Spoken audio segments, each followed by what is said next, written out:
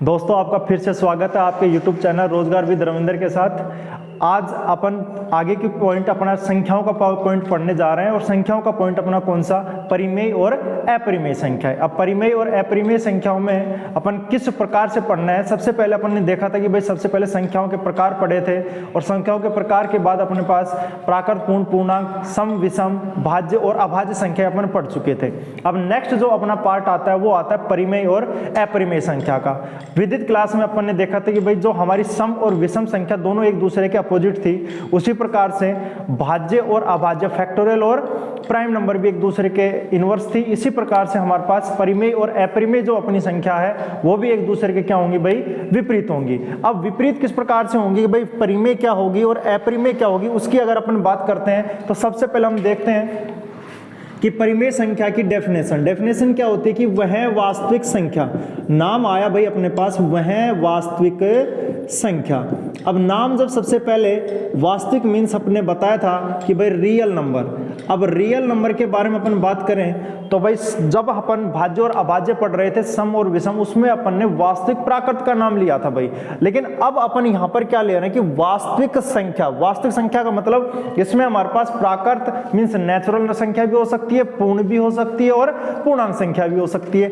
अब यहां पर तो अपने पास वास्तविक संख्या में कोई भी नंबर हो सकता है, तो क्या कहा जाएगा कि वह वास्तविक संख्या जिसे p/q की फॉर्म में या फिर अंश बटे हर के रूप में, मीन्स हम कह सकते हैं न्यूमरेटर एंड डिनोमिनेटर के रूप में या फिर फ्रैक्शन के रूप में, मतलब कि भिन्नों के रूप में प्रदर्शित किया जा सके, वो हमारी क्या कहलाएगी भाई, परिमेय संख्या कहलाएगी। वह वास्तविक संख्या जिसे p/q के रूप में, अंश बटे हर के रूप में या भिन्न के रूप में प्रदर्शित किया जा सके,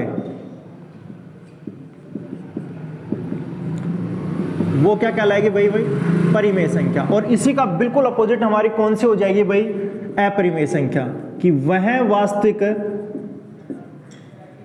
संख्या जिसे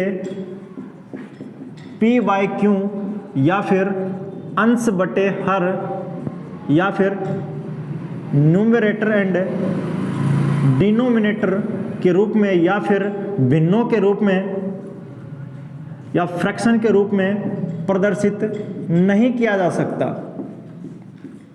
नहीं किया जा सके, वो हमारी क्या कहलाएगी भाई, अपरिमेय संख्या कहलाएगी। अब नेक्स्ट अपने पास आता है, इसकी भी कंडीशंस है। और कंडीशंस किस प्रकार से कि हमने बताया कि numerator and denominator means p अंश का मान और q हर का मान बता रखा अपन ने। तो यहां पर इन दोनों मानों में से हमारे पास जो q का मान है, डिनोमिनेटर का मान है, हर का मान। अब डिनोमिनेटर का मान जो होगा वो हमारे पास q का मान कभी भी किसके इक्वल नहीं होगा भाई, 0 के इक्वल नहीं होगा। तो q इज नॉट इक्वल क्या होगा भाई हमारा, 0, कि हर का मान कभी भी 0 के बराबर नहीं हो सकता है। अब यहां पर अगर अपन देखें कि हर का मान कभी भी 0 नहीं हो सकता, लेकिन अंश का मान, p का मान, न्यूमरेटर का मान 0 भी हो सकता है, पॉजिटिव भी हो सकता है और नेगेटिव भी हो सकता है। अंश का मान हमारा 0 भी हो सकता है, पॉजिटिव भी हो सकता है और नेगेटिव भी हो सकता है दोस्तों।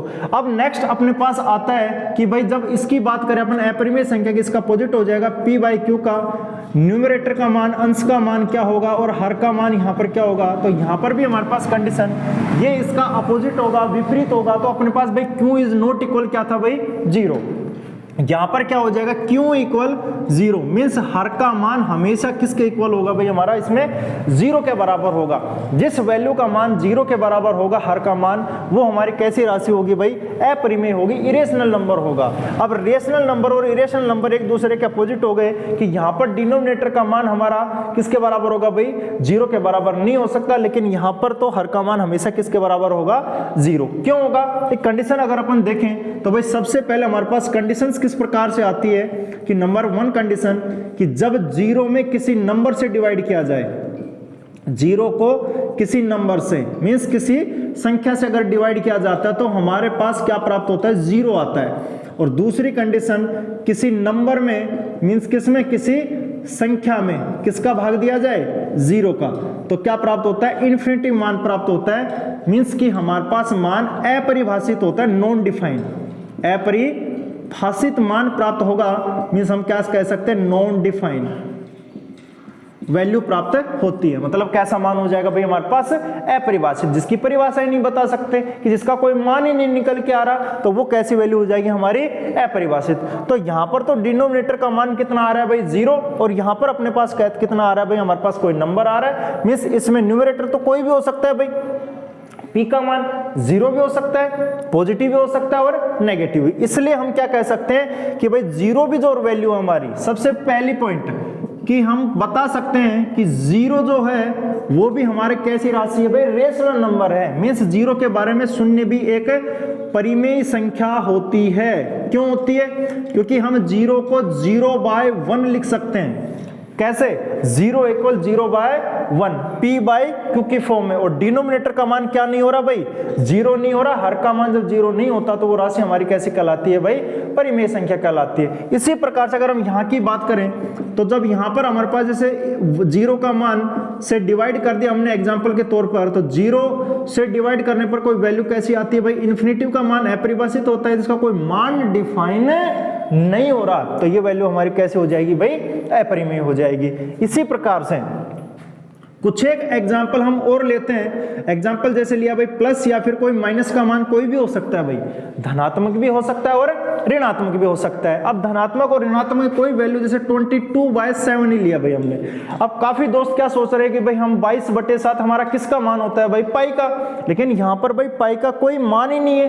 क्यों, क्योंकि पाई के बारे में कुछ कहा ही नहीं गया। ये सिर्फ और सिर्फ एक फ्रैक्शन है अपने पास, मतलब भिन्न है। इसको किस रूप में लिखा गया है भाई, अंश बटे हर के रूप में। और यहाँ पर जो हमारे पास हर का मान है वो किसके बराबर नहीं है भाई, 0 के बराबर नहीं है। इसलिए ये वैल्यू हमारी कैसी राशि है भाई, परिमेय संख्या। इसी प्रकार से प्लस या फिर माइनस, जैसे 579 / 139 की वैल्यू, ये भी किस में आ रहा है भाई, प्लस और माइनस में। चाहे कैसा भी मान हो, लेकिन इसमें भी डिनोमिनेटर का मान क्या नहीं हो रहा भाई, 0। इसलिए ये वैल्यू भी हमारी कैसी राशि है भाई, परिमेय संख्या। समस्या क्या आती है दोस्तों कि हर एक स्टूडेंट को मैथमेटिक्स बहुत हार्ड लगती है। बहुत सारे स्टूडेंट्स की परेशानी आती है, खासकर आर्ट्स के स्टूडेंट और बायो के स्टूडेंट्स को सबसे बड़ी समस्या आती है।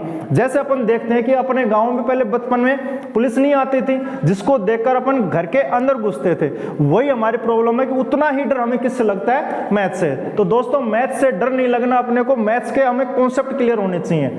अगर अपने कॉन्सेप्ट क्लियर है तो हमें समस्या नहीं आती। मतलब सीढ़ी दर सीढ़ी चलना है अपने को, कि बिल्कुल बारीकी से अपने को बेसिक क्लियर करना है। हमारा बेसिक अगर क्लियर है तो हमें आगे समस्या नहीं आती, तो आगे हमें समस्या नहीं आएगी, क्योंकि हम एक एक पॉइंट क्लियर करते चल रहे हैं। दूसरा, अब यहां से अगर अपन बात करें तो हमारे पास जैसे अगर अपन यहाँ इसके एग्जांपल की बात करें तो कोई डिवाइड में क्या आएगा भाई, 0, डिनोमिनेटर का मान 0 अपने पास। तो यहां से हम क्या कह सकते हैं भाई, प्लस या फिर क्या हो, माइनस। जैसे 9 कितना है, 0, ये भी क्या आएगा, इन्फिनिटिव, क्योंकि किसी नंबर में अगर 0 से डिवाइड होता है तो उस वैल्यू का मान हमारे पास कैसा होता है भाई, इरेशनल वैल्यू का मान होता है। इसी प्रकार से चाहे प्लस माइनस का मान हो 2739 हो और नीचे कितना हो, 0, ये भी कैसा मान होगा, इन्फिनिटिव।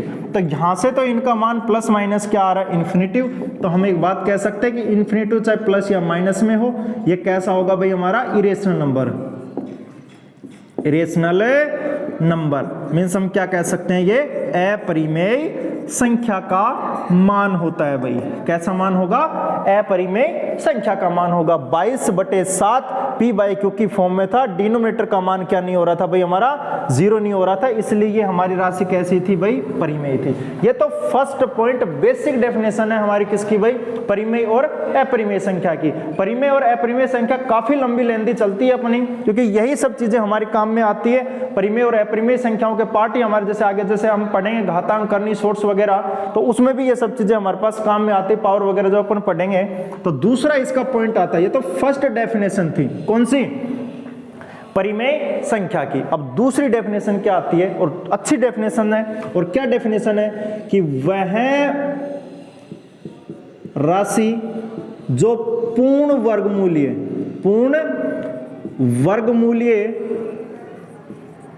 व पूर्ण घनमूल्य राशि means completely square root and cube root. अगर कंप्लीटली स्क्वायर रूट वैल्यू हो और कंप्लीटली क्यूब रूट वैल्यू का जो मान हो तो वो हमारा कैसा होगा, रेशनल, परिमेय होगा। और अगर इसी का अगर इसका बिल्कुल अपोजिट हो जाएगा भाई, पूर्ण है तो पूर्ण की बजाय क्या हो जाएगा, अपूर्ण हो जाएगा। तो क्या वैल्यू बता सकते हैं अपन, अपूर्ण वर्गमूलीय व अपूर्ण घनमूलीय राशि क्या होगी भाई अपनी, इरेशनल नंबर होगा। तो हम कह सकते हैं अपरिमेय संख्या कौन सी होगी, अपूर्ण वर्गमूल्य और अपूर्ण घनमूल्य राशि हमारी कैसी हो जाएगी दोस्तों, अपरिमेय संख्या का मान हो जाएगा। अब आता है दोस्तों अपने पास पूर्ण वर्गमूल्य व पूर्ण घनमूल्य राशि, तो क्या होगी अपनी परिमेय, और अपूर्ण वर्गमूल्य और अपूर्ण घनमूल्य राशि क्या होगी हमारी अपरिमेय। मींस कंप्लीटली स्क्वायर रूट और कंप्लीटली स्क्वायर क्यूब रूट अगर होगा तो वो तो कैसा होगा अपना, परिमेय होगा। अगर नहीं हुआ तो कैसी होगी अपने पास, अपरिमेय। अब कंप्लीटली स्क्वायर रूट किस प्रकार से, जैसे सबसे पहले तो हमें पता होना चाहिए रूट ही क्या होता है, इस रूट के बारे में हमें पता होना चाहिए कि भाई ये रूट क्या होगा। तो सबसे पहले अगर इस रूट की बात करते हैं अपन, तो जो ये रूट होता है ना, तो ये रूट होता है किसी भी वैल्यू का ब्रैकेट, किसी भी वैल्यू का ब्रैकेट, और पावर हो जाएगी इसकी 1/2। मीन्स इसका जो मान है वो इनवर्स हो जाता है भाई। इसी वैल्यू के मान को हम इस प्रकार से भी लिख सकते हैं कि इसके अंदर जो मान है अगर नहीं दिया रहता तो इसका मान होता है 2। इसके अंदर क्या रहता है भाई, ये 2, जो ये 2 होता रहता है, इसका भी सेम डिट्टो अर्थ है कि वैल्यू का ब्रैकेट जो ये 2 है ये इनवर्स हो जाता है भाई। इनवर्स क्यों होता है, 1/2 की, जैसे यहाँ पर अगर अपने पास n है तो इस n का मान होता है पावर 1/n, तो n क्या हो जाएगा यहाँ पर भी इनवर्स हो जाएगा। अब यहाँ पर n का मान अपने पास कितना भी हो सकता है, n मीन्स नेचुरल नंबर। अब नेचुरल नंबर अपने पास कौन सा होता है भाई, हमने बताया था कि 1 to इन्फिनिटी, और 1 भी कैसा, पॉजिटिव। तो यहाँ पर अगर अपन देखें तो भाई यहाँ से हो जाएगा कि जैसे अगर क्यूब रूट लेते हैं तो क्यूब रूट का मान क्या हो जाएगा, पावर 1/3, मतलब किसी भी वैल्यू का ब्रैकेट और पावर क्या हो जाएगी 1/3।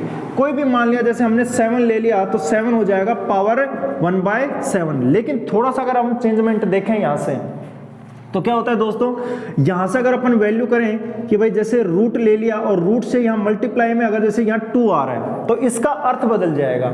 इस रूट के अंदर तो कुछ भी नहीं है, अगर लें तो भी कोई दिक्कत नहीं है अपने को, लेकिन यहां पर क्या अर्थ बदल जाएगा कि ये जो वैल्यू होती है ना, ये मल्टीप्लाई होती है। क्या हो जाएगी भाई, मल्टीप्लाई। मींस क्या हो जाएगा अपने पास, गुणा हो जाएगा। तो वैल्यू सबसे पहले इस 2 को लिखेंगे अपन, तो डॉट का मतलब मल्टीप्लाई, और इस रूट का अर्थ हो जाएगा वैल्यू का ब्रैकेट और पावर 1/2। यहां पर कोई भी वैल्यू का मान आ सकता है। ये छोटी छोटी चीजें हैं जो हमारी बेसिक है। हमारा फर्स्ट जो ये टॉपिक इसीलिए हमें पढ़ने पड़ रहा है कि हमें अपने कॉन्सेप्ट क्लियर होने चाहिए भाई। अब यहां से अगर अपने पास अपने कॉन्सेप्ट क्लियर होते तो आगे समस्या नहीं आती। तो सबसे पहले अगर अपन जैसे लेते हैं छोटा सा पॉइंट, √4 कितना लिया भाई अपन ने, √4। अब √4 का अपन देखें तो अंदर जो वैल्यू होती है ना भाई, ये तो रेशनल होती है। कैसी वैल्यू होगी, रेशनल। और जो ये रूट है ना, ये होता है इरेशनल। क्यों होता है, क्योंकि ये एक सिंबल है, और सिंबल मतलब हमारे पास क्या होता है भाई, ये संकेत। और जो संकेत जितने भी है ना, वो सब के सब हमारे कैसे होते हैं भाई, अपरिमेय होते हैं। संकेत क्यों आते हैं, जितने भी संकेत किसी नंबर्स में इसलिए दिए जाते हैं कि कोई संख्या जब तक पूर्ण होती है, जब तक बताई जाती है, या फिर उसकी कोई परिभाषा अगर अपने पास आती है तो वो संख्या लिख दी जाती है, क्योंकि वो परिभाषित है। लेकिन जो वैल्यू परिभाषित नहीं होती है, जिसको डिफाइन नहीं किया जा चुका, उसको किसी न किसी सिंबल द्वारा डिनोट कर दिया जाता है। तो जब सिंबल द्वारा डिनोट किया जाता है मतलब वो वैल्यू परिभाषित नहीं है, तो वो कंप्लीट मान नहीं हो पाता, इसलिए वो परिमेय ना होकर वो वैल्यू हमारी कैसी होगी भाई, अपरिमेय संख्या हो जाएगी। जैसे अगर अपन देखें यहां से, तो हम यहां पर भी अपन बता सकते थे कि भाई रूट, या फिर हमारे पास पाई, या फिर प्लस माइनस, हमने अभी स्टार्टिंग में पॉइंट लिया था कि इन्फिनेटिव, ये भी तो भाई कोई सिंबल है अपने पास, चाहे पॉजिटिव हो चाहे नेगेटिव हो, ये भी सिंबल है। तो जितने भी जो सिंबल है ना, ये सब के सब हमारे कैसे होते हैं भाई, इरेशनल।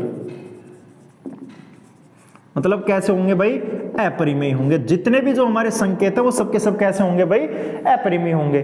तो यहाँ पर तो 4 तो हमारा रेशनल होगा, इस रूट के अंदर जो संपूर्ण वैल्यू आते हैं, कंप्लीटली जो नंबर आता है वो तो कैसा होगा, परिमेय। और जो हमारे पास जो ये रूट दिखाई दे रहा है ये इरेशनल होता है, मतलब अपरिमेय होगा। जो एक संकेत है, संकेत सबके सब क्या होते हैं, अपरिमेय। अब यहाँ पर अपन बात करें तो इसको हम क्या लिख सकते हैं भाई, 4 को 2 लिख सकते हैं। अब यहां पर इसकी पावर कितनी है भाई अपने पास 2, और ये क्या दे रखा है हमारे पास, रूट।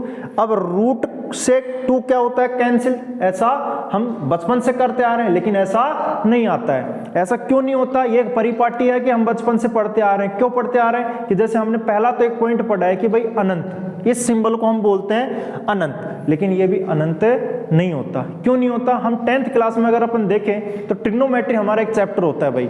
अब ट्रिग्नोमेट्री चैप्टर में हमारे पास एक टेबल आता है और इस टेबल में tan 90 का मान इंफिनिटिव होता है और उसके आगे हिंदी में लिखा रहता है अपरिभाषित। अनंत क्यों नहीं लिखते, क्योंकि भाई अनंत है ही नहीं। तो क्या होता है कि ये हमारे पास सिमिलर होता है अपरिभाषित अनंत के, ना कि ये अनंत होता है। अपरिभाषित मान होता है कि जहां तक वैल्यू आ गई वो तो परिभाषित और जहां तक नहीं आई वो अपरिभाषित, और उसको एक संकेत बताया गया अपरिभाषित वैल्यू के मान का। उसी प्रकार से ये भी हमारे पास, हमें इतना तो पता है कि भाई आगे मान हमारे पास 2 ही आना है, ये तो सबको पता है, लेकिन हम काटते हैं कि भाई 2 से ये स्क्वायर से क्या कट गया, रूट। लेकिन ऐसा नहीं होता। क्यों नहीं होता, क्योंकि इसका रेशनलाइज मान होता है, परिमेयकृत मान, परिमेयकृत मान, रेशनलाइज मान, वैल्यू। अब रेशनलाइज वैल्यू किस प्रकार से हो गई भाई, रूट 2 हमारे पास भाई कितना हो रहा है 2। तो इस पर, इस रूट को अगर सोल्व करें तो हमारे पास क्या होता है 2 किसी भी वैल्यू का ब्रैकेट और पावर कितनी हो जाएगी 1/2। अब यहां से हमारे पास क्या होता है कि हम आगे एक टॉपिक पढ़ेंगे, नेक्स्ट एक पॉइंट आता है हमारे पास, जब x क्या हो भाई n और उसकी पावर क्या हो m, तो जो ब्रैकेट में जब पावर बढ़ते हुए क्रम में आती है ना तो पावर आपस में मल्टीप्लाई हो जाती है भाई। तो क्या होगा, x n इंटू क्या हो जाएगा m। तो यहां से भी हम कह सकते हैं 2 इंटू 1/2। तो 2 से 2 क्या हो जाएगा, कैंसिल। तो यहां से क्या वैल्यू है 2/1। किस फॉर्म में आ रही है भाई, p/q की फॉर्म में। और q इज नॉट इक्वल क्या हो रहा है यहाँ पर 0, 1 इज नॉट इक्वल क्या है 0। इसलिए ये वैल्यू हमारी कैसी होती है, परिमेय। इसीलिए हम क्या कह सकते हैं, अगर कंप्लीटली स्क्वायर रूट या क्यूब रूट है वो सब की सब वैल्यू हमारी कैसी होती है दोस्तों, परिमेय संख्याएं होती है। जैसे अब हम एग्जांपल के तौर पर कुछ भी लिख सकते हैं भाई यहाँ से। अब कुछ भी हम किस प्रकार से लिख सकते हैं भाई यहाँ से, जैसे √16 कितने का होता है भाई 4/1, या फिर √64, या फिर क्यूब रूट 729, या फिर क्यूब रूट 1728। क्यों, क्योंकि ये भाई 12 का कितने का होता है, 12 का क्यूब रूट होता है। तो 12 बटे में हम कितना लिख सकते हैं यहाँ से 1, या फिर यहाँ से हम क्यूब रूट, या फिर हम पावर, जैसे हमने लिख दिया 5 और वैल्यू ले लिया हमारे पास कितना अपन ने 32 भी क्या होता है भाई 2⁵ कैसे, 2⁴ तो 1 हो गया, 2 हो गया, फिर 2 हुआ तो कितना हो जाएगा 4 हो जाएगा, फिर 8, फिर कितना 16, और उसके बाद पावर 5 का मान कितना हो जाएगा अपने पास 32 हो जाएगा। तो यहाँ पर हम कह सकते हैं 2/1, क्योंकि ये वैल्यू 2⁵ और पावर 1/5, तो कैंसिल होने के बाद 2 क्या आएगा 1। तो p/q की फॉर्म में आ रही है, तो ये वैल्यू हमारी कैसी होगी भाई, परिमेय संख्या का। अब इसी प्रकार से अगर हम यहां से चलें, अपूर्ण वर्गमूल्य, सबसे पहला हमने लिया √2। अब √2 का मान सबको पता है 1.414 और उसका एक डैश डैश होता है। √2 का मान इक्वल 1.414। अगर हम √2 का मान भाग विधि से हमने बचपन में पढ़ी, अगर भाग विधि से हम निकालना स्टार्ट करेंगे तो ये वैल्यू हमारी चलती जाती है भाई। पॉइंट के बाद कोई निश्चित डिजिट नहीं आते हैं, तो हम इसको p/q की फॉर्म में नहीं लिख सकते।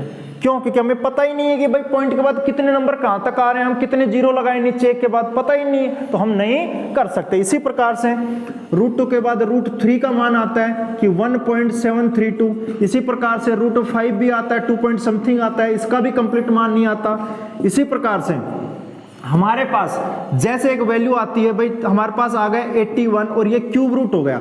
स्क्वायर रूट तो होता है लेकिन क्या नहीं होता, क्यूब रूट नहीं होता, इसलिए ये वैल्यू भी हमारी कैसी हो गई भाई, अपरिमेय। ऐसे इसी प्रकार से क्यूब रूट हमारे पास हो गया 33, तो 1333 भी हमारे पास किसी का क्यूब रूट नहीं होता है भाई। हमारे पास 1331 तो कितने का होता है, 11 का, लेकिन 1333 1333 हमारा किसी का क्यूब रूट नहीं होता, इसलिए ये भी वैल्यू हमारी कैसी होगी, अपरिमेय संख्या का मान होगा। और इसी प्रकार से हम ले लेते हैं 4 और इसी प्रकार से 7 to 9। अब हमें पता है ये क्यूब रूट भी होता है, स्क्वायर रूट भी होता है, लेकिन 1/4 नहीं होता किसी का, इसलिए ये वैल्यू भी हमारी कैसी होगी भाई, इरेशनल नंबर होती है। तो दोस्तों इस प्रकार के जो मान होते हैं वो हमारे परिमेय दर्शाते हैं, जो कंप्लीटली होते हैं, और इस प्रकार के जो मान है वो हमारे अपरिमेय के मान को दर्शाते हैं। अब नेक्स्ट पॉइंट जो अपना आता है वो दशमलव संख्याओं पर आधारित आएगा भाई, ठीक। अब नेक्स्ट पॉइंट अपना भाई इसमें आएगा दशमलव संख्याएं। तो दोस्तों अगर आपको कंप्लीट मैथ्स के फर्स्ट मैथ और सेकंड मैथ, अंक गणित के, अर्थमेटिक के और एडवांस मैथ के अगर नोट्स कंप्लीट चाहिए, हैंड रिटन नोट्स मेरे द्वारा लिखे हुए, तो डिस्क्रिप्शन में आपको लिंक दे दिया जाएगा, आप वहां से देख सकते हो, और आपको कंप्लीट नोट्स अपने मैथ्स फर्स्ट के और मैथ सेकंड के कंप्लीट नोट्स से अवेलेबल करवा दिए जाएंगे।